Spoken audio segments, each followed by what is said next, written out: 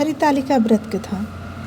पूजन करने के बाद कथा सुने। सूत जी कहते हैं, मंदार की माला से जिन पार्वती जी का केश पास अलंकृत है और मुंडों की माला से जिन शिव जी की जटा अलंकृत है, जो पार्वती जी दिव्य धारण वस्त्र की हैं और जो शिव जी दिगंबर यानी नंगे हैं, ऐसी श्री पार्वती जी तथा शिव जी को प्रणाम करती हूँ।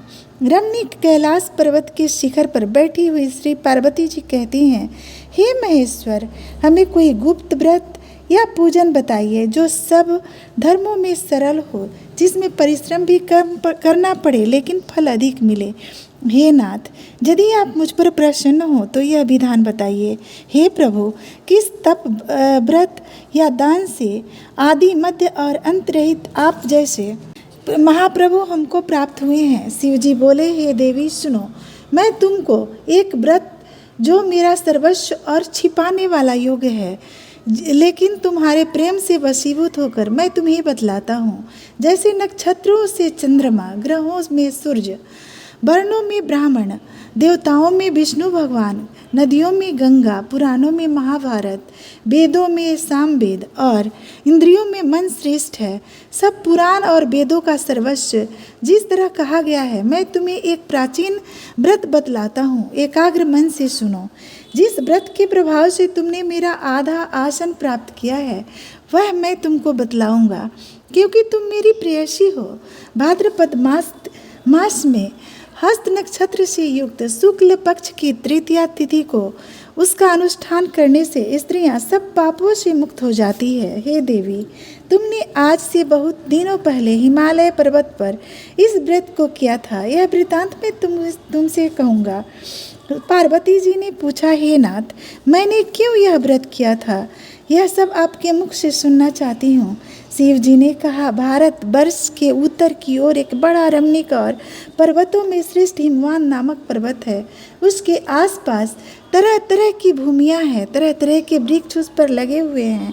नाना प्रकार के पंछी और अनेक प्रकार के पशु उस पर निवास करते हैं। वहाँ पहुंचकर गंधर्वों के साथ बहुत से देवता, सिद्ध, चारण, पक्षीगण सर्वदा प्रसन्न मन से विचरते हैं।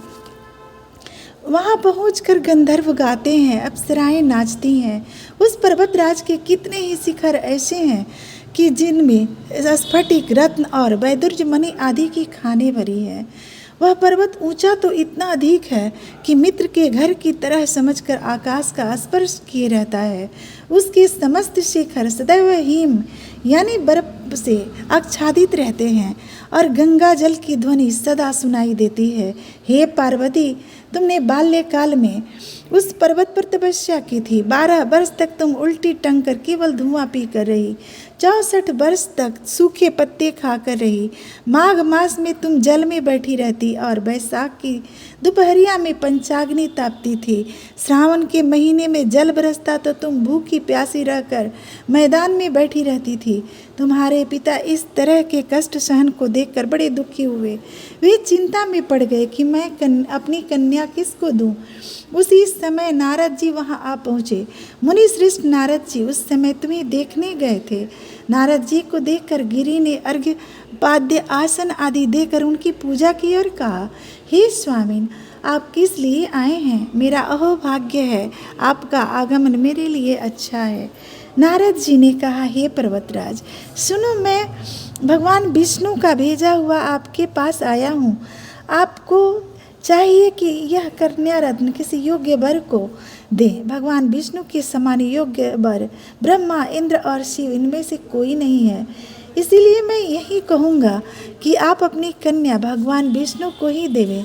हिमवान ने कहा, भगवान विष्णु स्वयं मेरी कन्या ले रहे हैं और आप यह संदेश लेकर आए हैं, तो मैं उन्हें अपनी कन्या जरूर दूंगा। हिमवान की इतनी बात सुनकर मुनिराज नारद आकाश में विलीन हो गए। वे पीताम्बर, शंख, चक्र और गदाधारी भगवान विष्णु के पास पहुँचे। वहाँ हाथ जोड़कर नारद जी ने भगवान विष्णु से कहा, हे देव, सुनिए, मैंने आपका विवाह पक्का करा दिया। उधर हिमवान ने पार्वती के पास जाकर कहा कि हे पुत्री, मैंने तुम्हें भगवान विष्णु को दे डाली। तब पिता की बात सुनकर तुम बिना उत्तर दिए ही अपनी सखी के घर चली गई। वहीं जमीन पर पड़कर तुम बड़ी दुखी होती हुई विलाप करने लगी। तुमको इस प्रकार विलाप करते देख एक सखी ने पास आकर कहा, हे देवी, तुम क्यों इतनी दुखी हो? इसका कारण बताओ। तुम्हारी जो कुछ इच्छा होगी मैं यथाशक्ति उसको पूरा करने की चेष्टा करूंगी, इसमें कोई संशय नहीं है। पार्वती जी बोली, मेरी जो कुछ अभिलाषा है उसे तुम प्रेम पूर्वक सुनो। मैं एकमात्र शिव जी को ही अपना पति बनाना चाहती हूँ, इसमें कुछ भी संशय नहीं है। मेरे इस विचार को पिताजी ने ठुकरा दिया है, इससे मैं अपने शरीर को त्याग दूंगी। पार्वती जी की इस बात को सुनकर सखियों ने कहा कि शरीर का त्याग न करो, चलो किसी ऐसे वन को चले जहाँ पिता को पता न चले।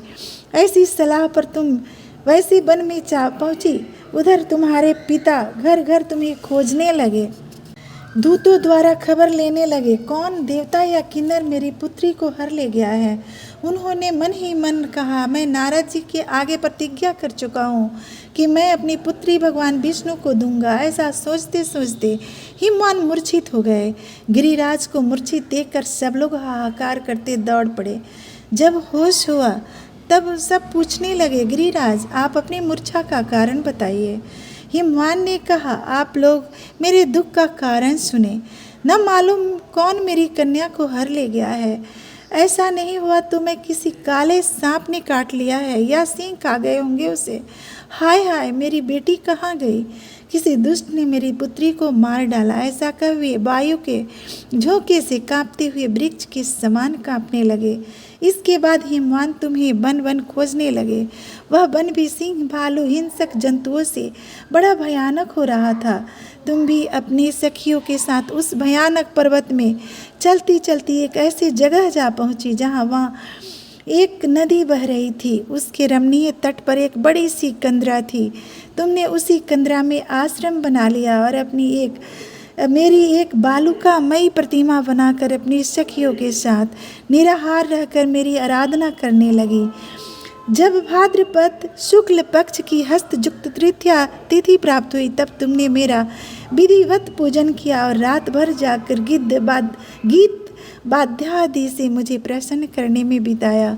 उस व्रतराज के प्रभाव से मेरा आसन डगमगा उठा, जिससे मैं तत्काल उस स्थान पर जा पहुंचा जहां तुम अपनी सखियों के साथ रहती थी। वहां पहुंचकर मैंने तुमसे कहा कि मैं तुम पर प्रसन्न हूँ, बोलो क्या चाहती हो। तुमने कहा, मेरे देवता, यदि आप मेरे ऊपर प्रसन्न हैं तो मेरे पति बने। मेरे तथास्तु कहकर कैलाश पर्वत पर वापस आने पर तुमने वह प्रतिमा नदी में प्रवाहित कर दी और सखियों के साथ उस महाव्रत का पारण किया। हिमवान भी तब तक उस वन में तुम्हें खोजते हुए आ पहुँचे। चारों दिशाओं में तुम्हारी खोज करते करते वे व्याकुल हो चुके थे, इसीलिए तुम्हारे आश्रम के समीप पहुँचते ही गिर पड़े। थोड़ी देर बाद उन्होंने नदी के तट पर दो कन्याएं देखी। देखते ही उन्होंने तुम्हें छाती से लगा लिया और बिलख कर रोने लगे। फिर पूछा, पुत्री, तुम सिंह, व्याघ्र आदि जंतुओं से भरे इस वन में क्यों आ पहुँची? पार्वती ने उत्तर दिया, हे पिताजी, मैंने पहले ही अपने आप को शिव जी के हाथों सौंप दिया था। आपने मेरी बात टाल दी, इससे मैं यहाँ चली आई। हिमवान ने सांत्वना दिया कि हे पुत्री, मैं तुम्हारी इच्छा के विरुद्ध कुछ न करूँगा। तुम्हें अपने साथ घर ले आए और मेरे साथ तुम्हारा विवाह कर दिए। इसी से तुमने मेरा अर्ध आसन पाया है। तब से आज तक किसी के सामने मुझे यह व्रत प्रकट करने का अवसर नहीं प्राप्त हुआ। हे देवी, मैं यह व्रत बताता हूँ कि इस व्रत का हरितालिका नाम क्यों पड़ा। तुमको सखियाँ हर ले गई थी, इसी से इस हरितालिका नाम पड़ा। पार्वती जी ने कहा, हे प्रभु, आपने नाम तो बताया, अब विधि भी बताएं। इसका क्या पुण्य है, क्या फल है, यह व्रत कौन करे। श्री शिव जी पार्वती जी से कहते हैं, हे देवी, मैं स्त्री जाति की भलाई के लिए यह उत्तम व्रत बतलाता हूँ। जो स्त्री अपने सौभाग्य की रक्षा करनी चाहती हो वह यत्न पूर्वक इस व्रत को करे। पहले केले के खंबे आदि से सुशोभित एक सुंदर मंडप बनावे। उसमें रंग बिरंग के रेशमी कपड़ों से चंदवा लगाकर चंदन आदि सुगंधित द्रव्यों से वह मंडप लिपवाएं। फिर शंख, बेरी, मृदंग आदि बजाते हुए बहुत से लोग एकत्रित होकर तरह तरह के मंगलाचार करते हुए उस मंडप में पार्वती जी तथा शिव जी की प्रतिमा स्थापित करें। उस रोज दिन भर उपवास कर बहुत से सुगंधित पुष्प, गंध और मनोहर फूल, नाना प्रकार के नैवेद्य आदि एकत्र कर मेरी पूजा करें। रात भर जागरण करें। ऊपर जो वस्तुएं गिनाई गई है उनके अतिरिक्त नारियल, सुपारी, जमीरी, नींबू, लौंग, अनार, नारंगी आदि जो जो फल प्राप्त हो उन्हें इकट्ठा कर लें। उस ऋतु में जो फल और फूल मिल सके विशेष रूप से रखें। इसके बाद फूल, धूप, दीप आदि से पूजन कर प्रार्थना करें। हे शिवे, शिव रूपिणी, हे मंगले, सब अर्थों को देने वाली हे देवी, हे शिव रूपे आपको नमस्कार है। हे शिव रूपे आपको सदा के लिए नमस्कार है। हे ब्रह्म रूपिणी आपको नमस्कार है। हे जगदात्री आपको नमस्कार है। हे शिववाहिनी संसार के भय से भयभीत मुझ दीन की रक्षा करो।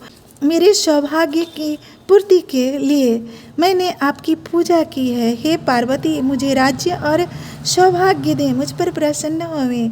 इन्हीं मंत्रों से पार्वती जी तथा शिव जी की पूजा करें। तदनंतर विधि पूर्वक कथा सुने और ब्राह्मण को वस्त्र, गौ, सुवर्ण आदि देवें। इस तरह एकचित होकर स्त्री पुरुष दोनों एक साथ पूजन करें। फिर वस्त्र आदि जो कुछ हो उसका संकल्प करें। हे देवी, जो स्त्री इस प्रकार पूजन करती है वह सब पापों से छूट जाती है और उसे 7 जन्म तक सुख तथा सौभाग्य प्राप्त होता है। जो स्त्री तृतीया तिथि का व्रत न कर अन्न करती है वह 7 जन्म तक बंध्या रहती है और उसको बार बार विधवा होना पड़ता है। वह सदा दरिद्री, पुत्र शोक से शोकाकुल, स्वभाव की लड़ाकी तथा सदा दुख भोगने वाली होती है। और उपवास न करने वाली स्त्री अंत में घोर नरक में जाती है। तीज को अन्न खाने से सुकरी, फल खाने से बंदरिया, पानी पीने से जोंक, दूध पीने से सांपिन, मांसाहार करने से बाघिन, दही खाने से बिल्ली, मिठाई खाने से चींटी और सब खाने से मक्खी होती है। उस रोज सोने से अजगरी और पति को धोखा देने से मुर्गी होती है।